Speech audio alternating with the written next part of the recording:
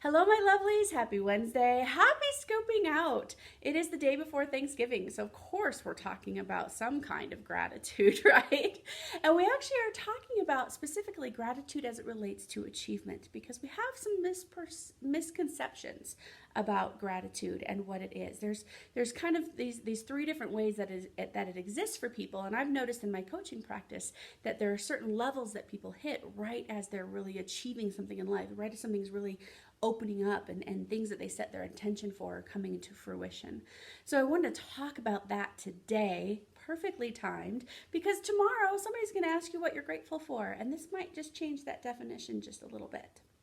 So one of the biggest differentiations I make, and I make it in one of my books, and I've made it in my courses, and it's important, and I've made it in these scopes and everything else that you've seen. It's really important to understand the difference. These are the two main ways to look at gratitude, and one of them actually is kind of a mistake. And what this is the difference between gratitude and relief, okay? We have such a tendency to think that if we have a grateful thought, that is the same thing as having a grateful heart and a grateful emotional state. And those two things are two completely different ways to feel and two completely different ways to try to achieve and manifest anything in your life. So a lot of times, my favorite example, because this actually comes up quite a lot in my coaching practice, is a health change. Cancer's in remission, right? People go, oh, thank God, the cancer's in remission. I am so grateful the cancer's in remission. Whew, I got the news the cancer's in remission. That's such good news. Now I can make it to that meeting on time. And now I'll make it to next, my daughter's birthday and, next year or whatever, right? But you notice where the focus is? It's on the cancer. Thank goodness the cancer's in remission. Think about this in job. Thank goodness I didn't get cut in that round of layoffs. Thank goodness, thank goodness that my husband and I made up for that. We've managed through such hard times, right? You notice where the focus is? The focus is on the thing that you didn't want. The cancer, the layoff, the hard times, right? That is relief. It is relief that the bad thing didn't happen. That's what that is. That's not really gratitude. It's a grateful thought. You think it's grateful, but really what it is, oh, thank goodness that bad thing didn't happen. That's really what that is. Gratitude says, cancer's in remission. I'm healthy. Oh my God, my body, it's so strong. My body did it. I'm healthy. When I can start working out again, I can start planning vacations again, I can start, oh my gosh, you notice where the focus is? You notice where that focus is? I didn't get laid off, okay? I didn't get laid off. My skills, my fortitude, my tenacity kept me as a value to this company even through these hard times. My reputation and the way that people trust me, oh my gosh, I've really developed something good here, right? You notice where the focus is on what is working. The focus is on what you want. You want good health. You want strong skills. And when you focus that gratitude that way, then those other things stop having the same kind of power over your life. I think my dog is moving this because I can see the wall. I'm going to fix it. I am so grateful that I have the presence to see this change and fix it midstream. I am so grateful to be here with you guys today and have an audience that wants to grow and change and achieve things in your life through a grateful heart and feeling robust. See, we get to practice what we preach in these things, right? You notice where that focus is. And when your focus is on your skills and on your abilities, that power that job has over your life, there's no more like this dangling carrot. If it goes, you're like, actually, I have a great reputation in the industry. Actually, I have really strong skills. The threat of being sick doesn't create such stress in your mind because your focus is on your health. Your focus comes back to the things that are working. That doesn't mean it's going to make sure you never get sick again. It doesn't mean you're not going to lose your job. It means that your strength and attention and focus and what you're building and creating in your life is now on a foundation of what is working. It's now on a foundation of what you actually have. Your focus isn't on what you might lose. Your focus isn't on what you lost, something you can't change. Your focus isn't on your fear and your stress. Do you understand the difference?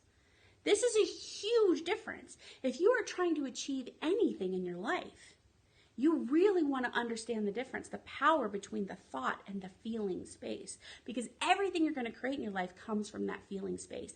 If you feel stressed out all of the time, if you feel scared and anxious all of the time, you are going to create more circumstances in your life to feel anxious and scared about, even if they're not real, simply because that's the way that you project yourself onto your circumstances. Everything begins to look scary, right? If you're looking for enemies, you're going to find enemies. That's circumstances, people, whatever, right?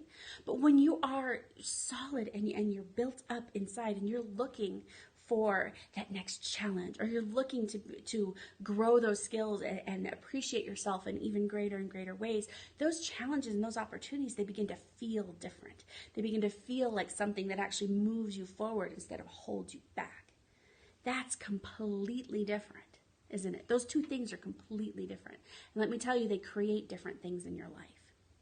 There's a third thing that people do with gratitude, and I have not talked about this before. This is kind of a new thing that came up in a conversation with a friend of mine, actually. She says, I feel like the I'm grateful phrase is actually sort of giving up or victimish somehow. And so after kind of poking at that and figuring out what she meant was this acquiescence that comes with the phrase. You know, oh gosh, times are so hard and money is so tight and trouble. But I'm grateful at least I have a job. So her point was that this acquiescence into sort of like, yeah, but this bare minimum is okay. I'm just trying to be grateful for what I've got. And there's a slightly different energy in there than the other two places. Like I kind of talked about them on two ends of a spectrum. She's talking about somewhere on that spectrum, closer to relief, isn't she? But it is actually a grateful thought. So I want people to look at this as not a criticism of those grateful thoughts, right? Those grateful thoughts, they have to, before you can feel it, you have to think it. It has to come into your awareness to begin with. But I want you to begin to see that type of gratitude as a starting point for that emotional state. I want you to start to see that as an opportunity to build on rather than rest on. Because in a way, she's right. If we're just acquiescing to just kind of just what we have is sort of good enough, then we're not giving ourselves those challenges that actually do develop happiness. You know, brain studies have shown that we're most happy when we've been really, really challenged and we're right on the cusp of having an answer. We're right there. We can't quite get it, but we know it's right there. That's when all the happiness centers light up in the brain. So you notice that's not contentment, it's not complacency, it's not comfortable. Happiness for us does not happen on the heels of just a lazy day. It just doesn't. Happiness for us happens on the verge of struggle, on the verge of pushing ourselves into that new opportunity. So if you're looking at your life, and this is where I think this might help for Thanksgiving tomorrow, if you're looking at your life going, awful, yeah, but I guess I'm grateful for this, and I'm grateful for this. Understand that is a starting point for new intentions. That is a starting point for this growth mindset. Not growth mindset for your circumstances and others, but growth mindset for yourself. That if you can at least have that grateful thought, let that be the starting point for what comes next for you, for new intentions, for new opportunities. So that's what I wanted to drill home today. I hope you got it. If you have any questions, you let me know, either here on the blog, YouTube, whatever. Make sure that you're subscribed, and I'll see you next Wednesday, 8:30 a.m. Mountain Time. Thank you, my lovelies, for joining me today, and happy Thanksgiving. Oh my gosh, so much to be grateful for.